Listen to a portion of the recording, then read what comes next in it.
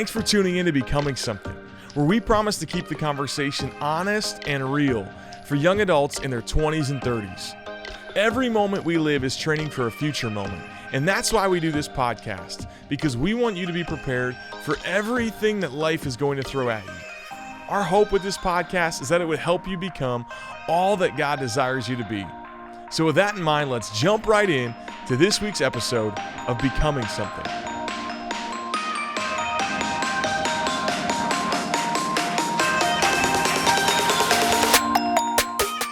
What's up, podcast world? It's your boy JP in the podcast studio with Nate is here. What's up, JP? You guys aren't gonna believe it, but he's in a lycra polo.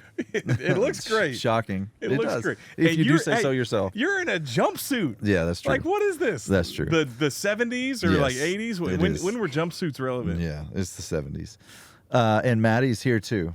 I'm not gonna entertain your shenanigans, okay? We're not gonna play that game. I actually love the jumpsuit. Maddie Trout is here. I figured it was somehow so cool. many jumpsuits like this. Yeah, but Maddie, you don't have the style that Nate has, and so you know I his dress- words weigh so much heavier than yours on that. Right. You got to listen. I dress 10 years forward. Y'all are dressing for what's cool today. Yeah. I'm looking in the future and seeing what will be. Yeah. And so I talk to believe me it. in 10 years. You are looking to the future with your dad outfit. And, I was about to say for your me. future. Yeah, that's right, Just your being future. a dad. Oh my Guys, God. we're being rude to our guests because my dear friend and expert on all things psychology, Debra Fileta, is in the house. How are Let's you? go. Someone with lots of good. letters behind their names is bringing up our IQ quite a bit today. And, so I would say Nate looks like the intellectual among us. If I had to, Yeah. Wow. if I had to weigh in, She I came agree. on ready to I completely have never, agree. No one has ever said that ever. Oh, I think that's totally true. I did graduate high school though, so Older people are usually smarter, and and you do look 65. Hey, y'all can ask me anything. I'm a wealth of wisdom. I'm here to help. So Yes, I believe it. Deborah, how are you doing? I'm doing so good. It's great to be here. Come on, that's awesome. So yeah, just basically, I wanted you on today because it's. I feel like Nate is bad for my mental health, oh my word. and I'm here trying to to. get I through feel it. like this is going to turn into like a group therapy session. It Well, is. praise God. We need it. It It already is. did. It already has. We were talking about self-care before you came on, and I said I haven't. JP doesn't let us have days off, so I Right. have not had a day off in 5 years. So Yeah. As he's tan coming back from the beach. Man, no, it was Memorial Day. It was hot. I was in Cuero, which is closer to the equator, so it was like so hot. Hey, if you're just joining us too, Maddie's, we're trying to convince her to hang out with us this summer, and so we've gone round 2 in her summer interview, and so thanks for And I'm still here. thanks for jumping in with us. I didn't think it went that well last You time. you but immediately upped his shoe game. I mean, from when you joined. He has been showing up, I mean, with some great Come on. shoes. Deborah, the book Reset. I'm pumped, and it came out the same day as Why Do I Do What I Don't Want to I Do, know which is Wow. we're book twins. It was fun to share that. And I really think like God has given you a voice like for such a time as this, because it's hard to have any conversation, be it pastoral, educational, really any conversation without the topic of mental health coming up. Are you seeing that too? Yeah, for sure. Are And especially in the church, like they're so interconnected. I think sometimes we have a tendency to fixate on spiritual health at the neglect of our mental and emotional health. But what we're not realizing is one impacts the other. And spiritually mature people who are lacking in mental health and emotional maturity, like you reach a ceiling if you're not careful. So I love kind of approaching this topic in just a holistic way. Yeah. And so I had the longest title in the history of books with Why Do I Do What I Don't Want to Do? Like, good Right. luck finding that on Amazon. But yours is actually short with just the word reset. And anybody can find that on Amazon, everywhere books are sold, reset. But the sub is long, so I'm going to read it. Powerful habits to own your thoughts, understand your feelings, and change your life. That's a big promise right there on the cover when we're talking about life change. And so I do, because I know from past conversations with you, I've actually done, I mean, in a way, Deborah is my counselor. I mean, we have done a counseling session before, and or has been my counselor for that. So I've benefited from your wisdom. I know that you think, hey, thoughts are powerful. It's something that I've said a lot, and so a lot from our life kind of comes from the things that are stirred up in our mind. Is that right? Yeah, absolutely. So if we want to talk about resetting our behavior, I mean, that's kind of the subject that we're here to talk about. And I think it's important to even ask why. Like, why are we talking about resetting? Why does it matter now? Honestly, I think when we look at the past few years, like starting with 2020, like there was just a lot going on. It was a hard season for so many people, a lot of grief and loss and change. And what's interesting is I'm seeing the effects of that come to the surface now, 2023. And people are like, well, why? I got through 2020. I got through 2021. Like, I was good. Why now am I seeing addictions, rage, anger, anxiety, panic attacks? Why am I having a relationship conflict? Why am I struggling more than ever now? And I think it's because trauma doesn't surface during the traumatic event. It comes up later when life starts to become safe and secure. It's kind of like when a soldier goes off to war, right? He's in survival mode. He's not processing the trauma and dealing with its effects. It's later on when life starts to resemble safety and security that some of that stuff begins to creep up. And that's what I'm seeing right now. It's like we're starting to see glimmers of safety and security, but now some of that stress is coming up to the surface, and it's like, you got to deal with me now. Can trauma get like stacked on top of each other? It's hard not to have this conversation and see it through the lens of my own experience. And so, things that come to mind is I had a fear of flying for a long season because I had a traumatic experience in the 8th grade. But it wasn't really paired with, at least I wouldn't have used the term panic attacks. And I think the first time that I experienced a panic attack, I was trying to point to the trauma, and it's like, I don't know which one. I don't know if it was I had a close family member and friend go through something really hard, and I kind of got in that pit with him, and it kind of, it felt like I lost something in that pit, if you will, like just in trying to care for him and going to counselors, psychologists, psychiatrists. I think being exposed to that kind of awoke a fear in me of those kinds of things.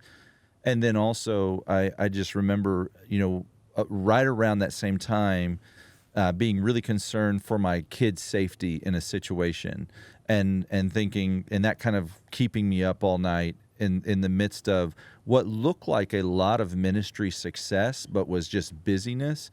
And it felt like in that time something broke. But if you said, hey, what was the traumatic experience?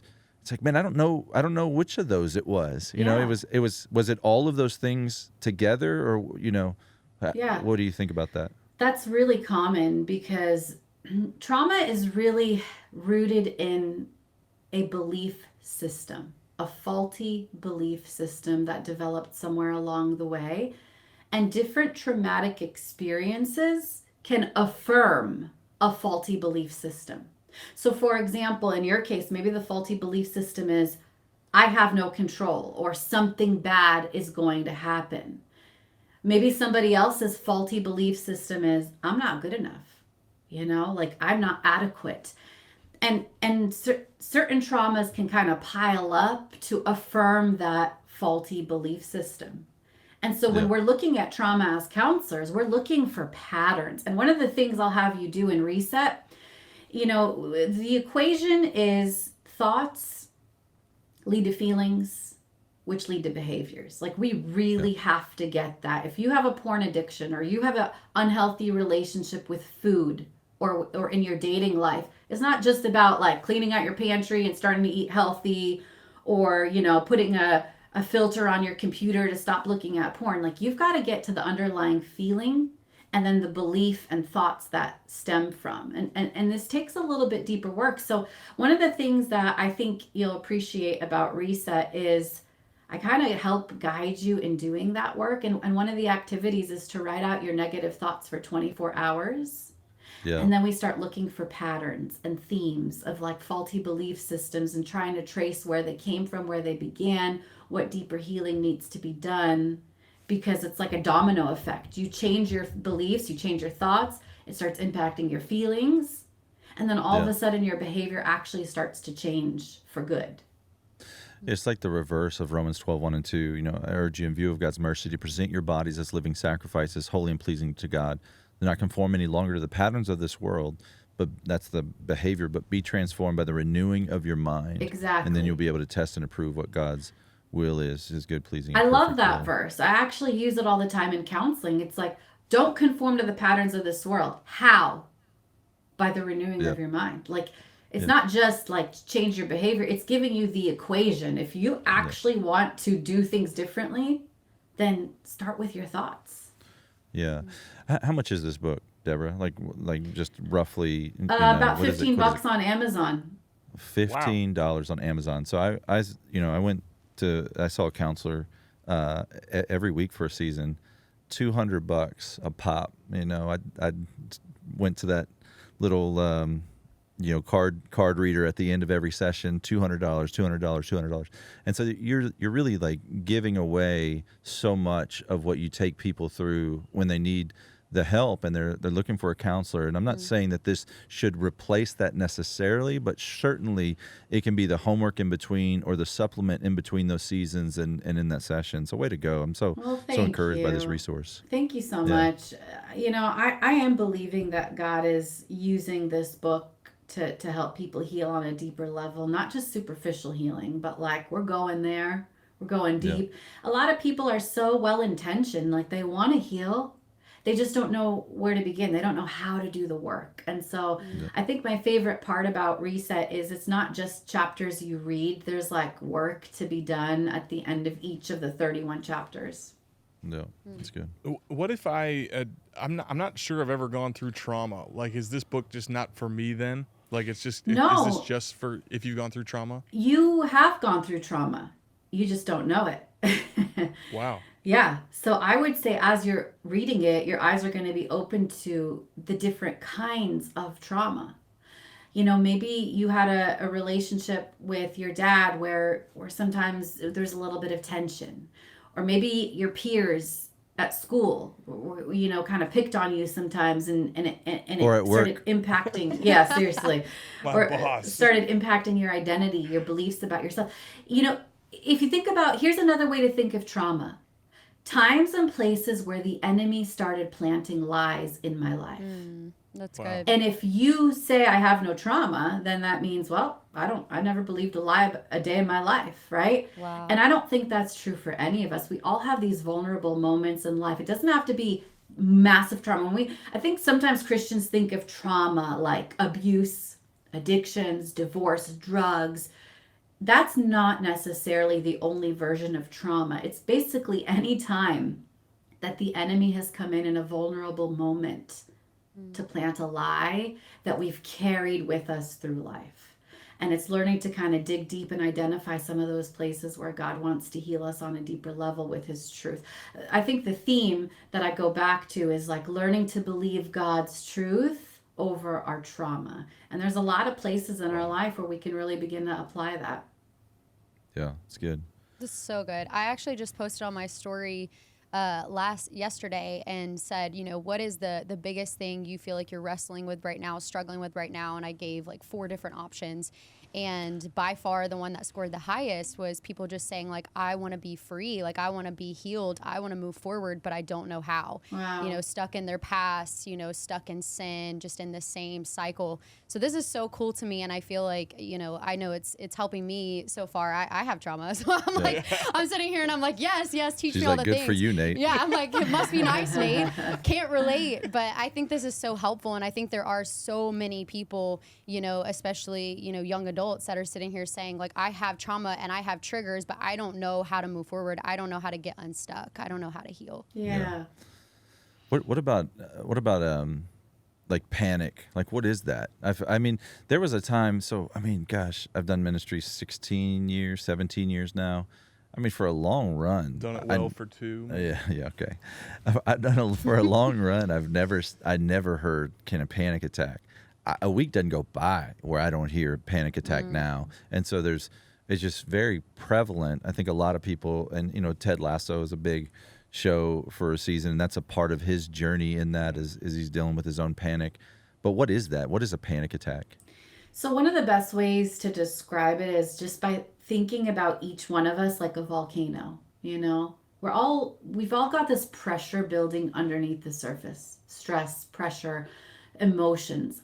And it's not just the bad things that cause that pressure, it's the good things too, right? Like when you think, and I know this about you, JP, because we did an on-air counseling session, but like when you were in that season of struggling with panic, you had a lot going on in your life. There's a lot of good things mixed in with some fears and pressures, and all this stuff starts to build and build and build and build. Humans are like volcanoes. Like that pressure has to go somewhere. If we don't deal with it in a healthy way or limit it, it is going to find the point of least resistance and come to the surface in some sort of an emotional explosion. Now, it doesn't look like panic attacks for everybody.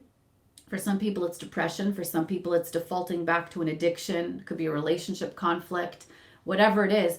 But for some people, it is the stress begins to build to the point where it has to be released, and it kind of manifests through our body. It's a physical manifestation of what's happening emotionally underneath the surface of our lives. You were saying that I remember from past conversations, like something gets stored in our amygdala. Is that right? Am I referencing the correct part of the brain? And then that's triggered is the cool word, right? To use the cool kids use the word trigger. Something happens that we remember that event and it brings up emotions and whatnot. Yeah, your amygdala is the part of your brain that's responsible to keep you safe. And it kind of stores emotional memories of times where you weren't safe, and it kind of helps your body react so that if a truck is coming at you at 90 miles an hour, that's the part that gets your body to respond versus your logical brain. You don't want your brain thinking, oh, look, there's a truck. It looks like it's coming about 90 miles an hour. Maybe I should do something, because you'd be dead, right? Yeah. So your amygdala kind of trumps the logical part of your brain, the cortex, and gets you to respond, puts your body in fight or flight mode. So when all that pressure starts to build, like your amygdala starts to panic, like this is danger, something bad is going to happen. And your body starts reacting as if you're in danger. And kind of showing you like this isn't safe, and you start to have a panic attack. And in Reset, I call it false alarms, and we talk about like learning to differentiate false alarms from real alarms, and how trauma and stress and all of that can kind of come into the picture and make it really difficult. But think of it this way: panic, anxiety, all of those difficult feelings are just signals. They're just God-given signals telling us, like, pay attention, like lean in, have some insight into what's going on inside of you. So if we look at these hard emotions as signals rather than threats, they become a lot less scary, you know? That seemed like the secret to a path to a healthy mind for me was to really just be curious. You know, I feel like curiosity in a lot of ways cured me. It's like, okay, what is going on? What is my body responding to? What is my body trying to tell me? And you know, and I don't have it all sorted out yet, but the Holy Spirit's working through a lot of those things too. I mean, it's like God, it's the way He made us, the way He wired us, and in some ways it's still the way that He communicates to us. And so I've been thinking about that. So if an experience then has been traumatizing, if you will, I guess I'll start here and ask this question. There's lots of you use the word didn't feel safe, and now I see so much talk around like safe place, safe space. I'm a safe person, safe relationship. Is all this safety good? I mean, is that something we need to look for? Is that healthy talk? Yes and no. I think with all of these topics, there's a balance of healthy talk, and then there's the extremes. So to write it off completely, I put that in the extreme category. That's not healthy. But to just live your life trying to stay safe every second of every day, that's not healthy either. Like one of the themes that comes up in Reset is the theme of triggers, and like learning to identify your triggers. Because I think, you know, when we talk about not feeling safe, your body is triggered by something or someone, an experience, and all of a sudden you have this exaggerated emotional response. That's kind of what I refer to as a trigger. So let's say I'm having a conversation with you, JP, and you say something triggering, and I'll be honest, that I don't put that past you. Like Yeah, sometimes you say things, yeah, right? I know you well enough at this point. yeah.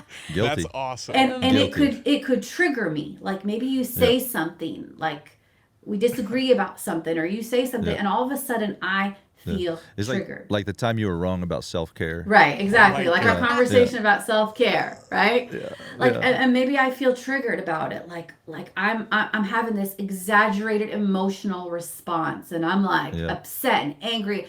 And it's not just a regular emotional response. I'm talking about exaggerated. Like, you know, when you look back, like your wife says something to you, and you're like, why did I react so big? Like, Yeah. what was that? Well, oftentimes what a trigger really is you're pushing on a sore spot in my life that already existed before you.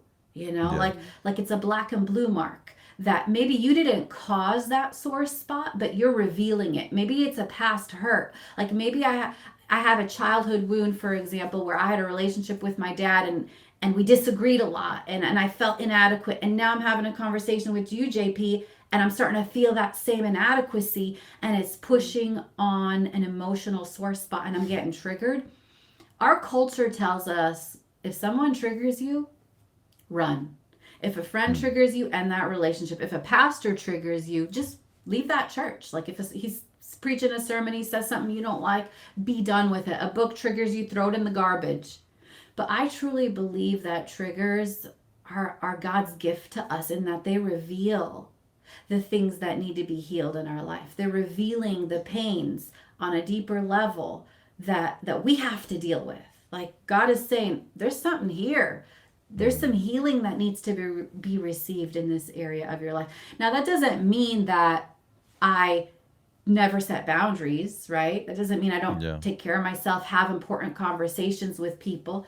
But I think first and foremost, like we have to become a culture that leans in and learns from our triggers rather than just avoids them. That's so good. I can just, I feel like she's preaching straight to me Yeah. right Well, now. that's why we brought you here Yeah, today. really, that's why I'm here. Yeah, JP so was like, she's needs the one. help. She's the one I told you about. Yeah.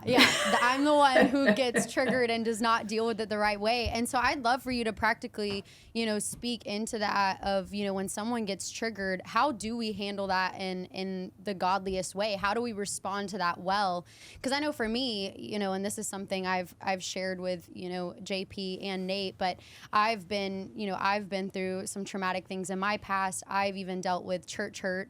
Don't worry, it wasn't Harris Creek, but church hurt in the past that my response was then let me just shut off, going to church. Like I'm not going to step foot into a church and trust them again and let them in again. And anytime I felt triggered, I didn't know how to deal with that emotion, and I would just find myself shutting down, not letting people in, not being vulnerable.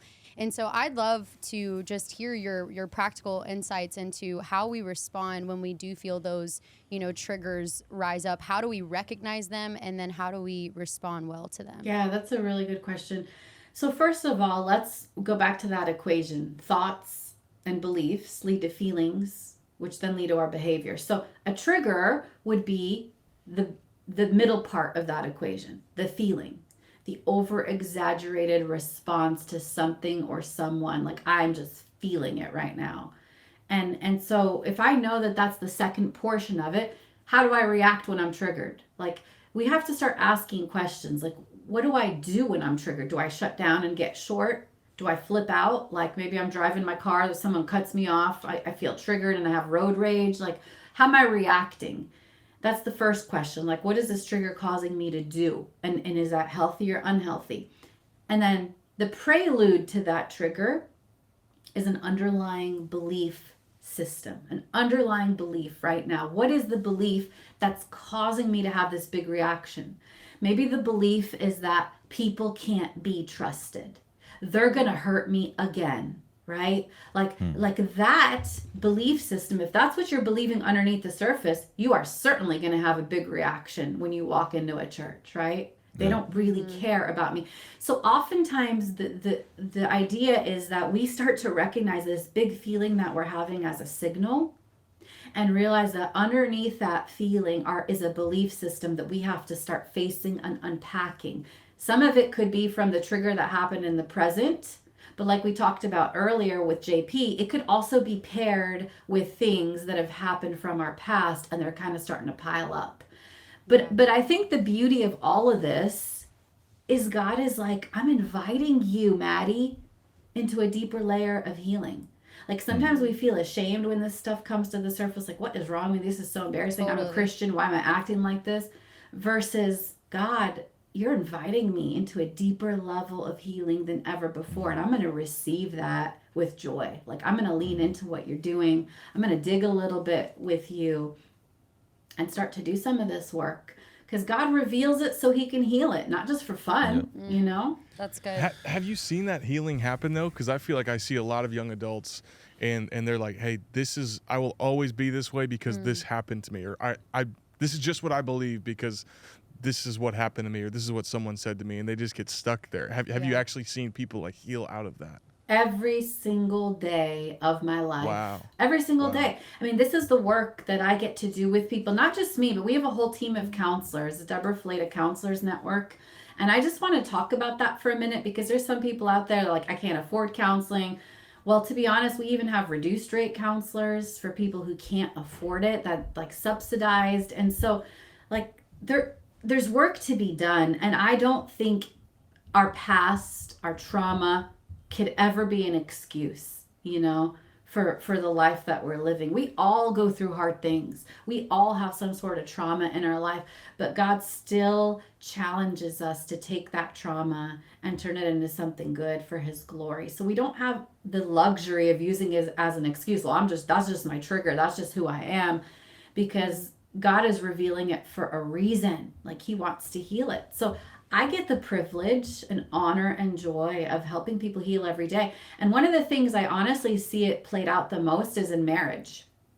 Like you might not think Nate, you're not married, right? I actually am. It's a miracle. Believe it or not. But It's a miracle. amazing. I know, what a I am bad married. assumption. You know, Oh, no, you're great. You're great. So here's the thing. In marriage, that's when you're going to start seeing your triggers the most, because when you're in isolation, like there's nobody pushing on your buttons. It's like, Yeah. I'm amazing. Amen. You know, life is good. When you start getting in close proximity to people in community or in marriage, that's when things start pushing against your buttons. And I would say one of the places I see triggers the most, but also healing from triggers, is in marriage counseling work. Because people are coming in and it's like, my spouse is triggering me.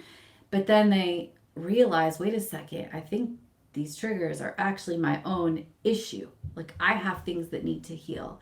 And so that's where I've been seeing it the most. Yeah. If you want a real life example of that, just check out our live couples counseling podcast episodes, and you'll see people getting triggered, but people also kind of moving into healing. People let you post that? It's insane, but we do on-air sessions often, and every February, while everybody else is doing like cutesy Valentine's date nights, I'm doing like couples counseling on air. Let's go. Oh, that is fascinating. Deborah, do you think a lot of the stuff you kind of referenced this scenario I've thought about since you said it, of someone's dad, provoking them growing up, and then someone else coming into their life and almost reminding them of that and kind of triggering them in that way? Does that happen a lot? Do you think a lot of our triggers are related to our parents or relationship with our parents or upbringing? Yes, I do. And not to throw our parents under the bus. Like our parents did the best they could with what they had, but they're humans and they're flawed human beings. And so much of our belief system stems from those early childhood like that is one of the most influential developmental periods of your mind and your identity and your belief system. Think about that. That first 18 years of your life is so influential to the type of person you're going to become. And I'll tell you this, I feel like we don't lean into it enough in the church. Like we want to pretend that when we come to Jesus, all that stuff disappears, but it doesn't. That's just not how life works. And one chapter in Reset that I think is one of the most important chapters that I wasn't even planning on writing. Chapter 14, I came down to sit at my computer and write, and I felt like God was like, you need to write a chapter about childhood wounds. And I'm like, okay, can they handle this? Like, sure, it's a counseling thing, but like the average reader. But I just felt God kind of prompting me, and he took me to the passage where Jesus said, let the little children come to me. Mm-hmm. And for the first time in my life, I imagined myself as a child. I imagined my clients, not just the little children, but like me, my 8-year-old anxious self struggling with the fact that something bad is going to happen. Yeah. And I just thought about like, Jesus sees you, JP, in your 14-year-old awkward stage. Mm-hmm. And sees you, Maddie, as that 12-year-old girl trying to figure out her identity. And you, Nate, you know, as a little child. And there's things in the past. 27-year-old. Yeah, poor Nate. There's things in our past that I really feel like Jesus says, like, come to me. There's a place for your childhood wounds here. And we need to deal with this stuff so that I can raise you up to be a Holy Spirit-filled adult. So good. And too many Christians are kind of, I think, stuck on some things from their past that they don't even realize is having an impact on them. We always go back to our 8-year-old self. And I mean, like Bob Goff talks about that. I was thinking my 8-year-old self when you said it. Is there anything magic about the 8-year-old? I think it's different for each person, like depending on what happened in their life and when and where and how they remember themselves. But you know, it's a beautiful thing. It's a beautiful journey. That's good. We're wrapping up. The book is Reset. You feel free to ask what you're going to say. I want to clarify because I don't want to create confusion. I said earlier, I made a joke about us disagreeing on self-care, and I imagine in the book Reset, you talk some about this, just caring for self. I mean, really, every chapter touch on it, but this idea, like what I think I rebel against, and I trust that you're right, and you're so much smarter than me on this topic. But I feel like I was meeting with people that were like, hey, just like a day at the spa is going to fix all my problems. Like if I just go get my nails done, or I'm going to run from this. I've got this situation that's hard, but I'm going to go get a massage instead. And so I do see value in caring for our person, right? Like that's important. But what am I missing it? Where am I off? Help me. Yeah. I think this comes down to semantics, because what you and I are both really saying is it's not about the superficial peripheral. Even with Reset, it's not just about the peripheral, like behavior modification. No, it's you're about dealing with getting thoughts and feelings to the root. And even with self-care, I like to use the word soul care. I think there's an entire chapter in Reset just about soul care, because it's about the deeper healing, not just like, let me go get my nails done, but like, what is really going on inside of me? What do I need? What are my feelings signaling that I need to slow down, set boundaries, change my belief systems, get a community, take some time to rest, recover. Like, it's all about getting to the roots of why we do what we do, and then kind of beginning to shift it from there. Yeah, I love the soul care, self-care, like replacing self-care with soul care. And now you reminded me, we did talk about that, but I love that replacement. You were going to ask something? Yeah, what would you say to someone who's like, man, I just don't want to deal with this stuff. I don't want to think about that thing in the 5th grade. So I just true. want to like live my life right now and move on and suppress that. Yeah. It's in the past. I don't want to deal with it. I hear that often. Sometimes people are like, this all sounds great, Debra, but it sounds hard. Like the work of healing sounds hard, so I would rather not heal. But I come back to them and say, I think the work of healing is hard, but I think living unhealed is harder. Because all of that stuff starts to seep into our relationships, our marriages, our family, our ministries. I get the unfortunate privilege of seeing people who are struggling, who are falling from the height of ministry, who are struggling in their Christian life because they are living unhealed. And I get the opportunity of helping them walk through that journey of healing, because I think healing is hard, but living unhealed is such a bigger burden that people end up carrying for far longer than God intended for them. Yeah. That's so good. Yeah, it's like getting healthy is hard work, but it's harder to live an unhealthy life. I mean, the difficulty of being unhealthy, that you'll face is even more difficult than the work you have to put in to get healthy. I think that's true for our brain as well. That's good. Any final thoughts as we wrap up? I loved when you kind of briefly talked about just like the power of community, and you talked about in your book in chapter 3, with confession comes freedom. And I'd love, to dive into that just really quick, the power of, I've seen in my own personal life, when I've been in some of the lowest moments of my life and I've kind of just accepted like, oh, this is just, my lot. This is just a trauma I'm going to have to live with for the rest of my life. It was when I allowed shame to just take over, and shame thrives in isolation and in silence. And so I'd love for you to just speak into that, like bringing things into the light, doing life with community, having accountability, and why that's so important to walk in freedom. Yeah. As much as we get hurt from relationships, I feel like God can also use relationships to bring us into healing. And we can reverse some of the negative effects of past hurt with healthy relationships in the present. And so that's why it's so important for us to just be in the body of Christ, in healthy community. That's not saying every single person in the body of Christ is healthy community, but we have to really learn what it looks like to invite healthy people into our life, become healthy people, challenge each other, help each other on the journey of healing. Life is not a one-player game. And I think so many of us that are stuck because we are trying to get unstuck on our own. Wow. And it just doesn't work like that. Like, it took people to bring you into pain and hurt and trauma. It's going to take a community to help you get out of it, whether that's counselors, mentors, friends in the body of Christ, people who can begin helping you speak truth over your trauma when all you can see is your trauma. So, there's so many different layers and lessons here. Like, I know it's 31 different practices, but I hope, just one thing at a time, one step at a time, doing it a little bit differently, we can really begin to reset from the way that we've done things and start to do things differently. It's awesome. The book is Reset. Get it everywhere books are sold, anywhere books are sold.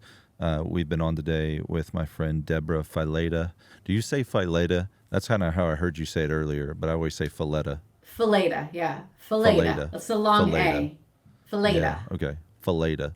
Debra Fileta, thanks so much for being on with us today. Thank you for the conversation, and I know it's going to help a lot of people. Thank you guys so much for having me. Love what you're doing. All right, we'll see you guys next week.